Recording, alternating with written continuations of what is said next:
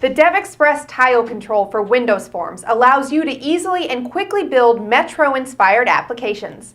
In this video, we'll take a look at how to get started with the tile control and apply several customizations to modify its default look and feel. So let's get started.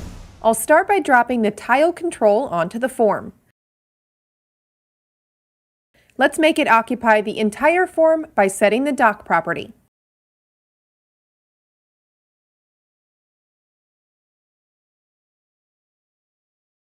Next, I specify a background for the tile control. The tile control consists of groups that display tiles. So first, let's add a new group via the Controls context menu.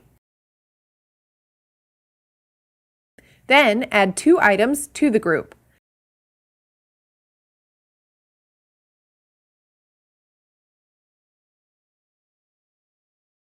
Add 1 large tile. You'll notice that its size is twice as large as a regular tile. Add 1 more group and 3 small items to it. Display the tile control's properties by clicking the control. Use the item size property to increase the size of small items. For this demo, we'll set it to 135. Note that the large item is resized accordingly. Let's change the default appearance of items. For this example, we'll change fore color and enable the bold font. Let's customize individual items. Click the first item and its properties will be listed in the Visual Studio Properties window. Set the item's text,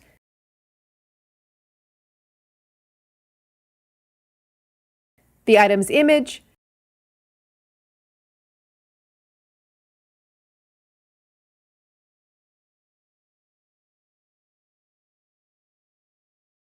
the image alignment,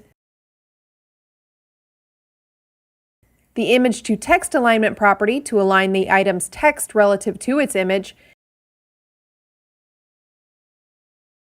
and finally, set the item's appearance, back color, and border color.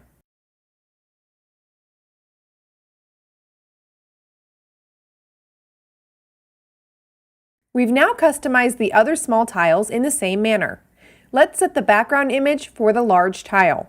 Continue the customization by setting the text property to a person's name plus a telephone number. Set the text to property and the background image alignment so that the background image is anchored to the tile's right edge. The text alignment will be set to middle left and the text to alignment to bottom left. Text can be formatted within tiles using a selection of standard HTML tags. Let's insert a line break after a person's name.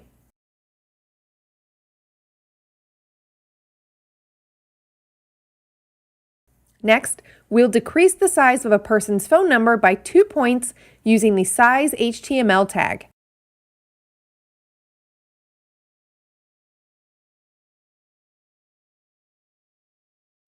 With these customizations out of the way, I'll run the application to see the results. You can see the built-in drag and drop feature of the tile control as demonstrated here.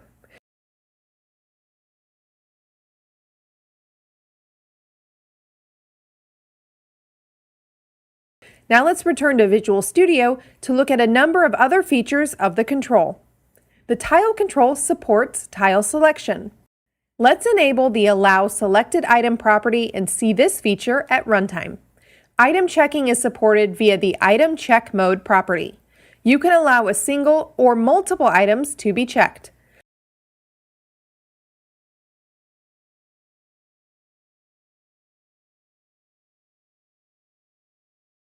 I'll set the property to multiple and run the application. To check items at runtime, click items with the right mouse button.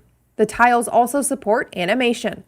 For each tile, you can provide multiple frames that will be automatically displayed one after another. Let's add frames for the agent's large tile. Right-click this tile and invoke the Frame Collection Editor. Click the Add button to create the first frame. When you click a frame, its properties are listed on the right. Set the frame's text to and add 2 more frames. Click the second frame and set its background image text and text to.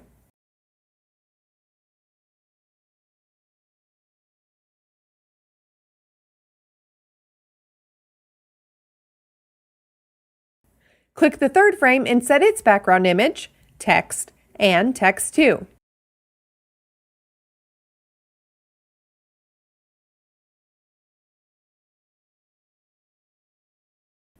I close the frame editor and run the application to see the animation in action. You can add animation for any number of frames simultaneously.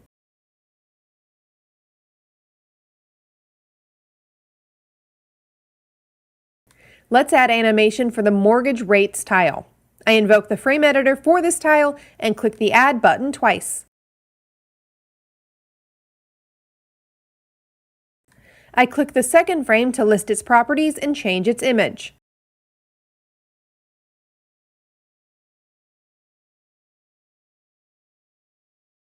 Let's set its text property to Loan Calculator. Finally, I'll close the frame editor.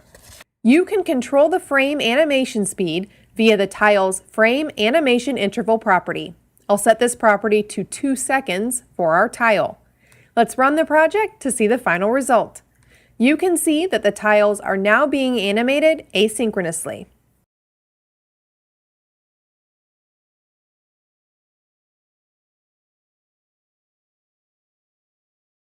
Thanks for watching. Let's see what develops.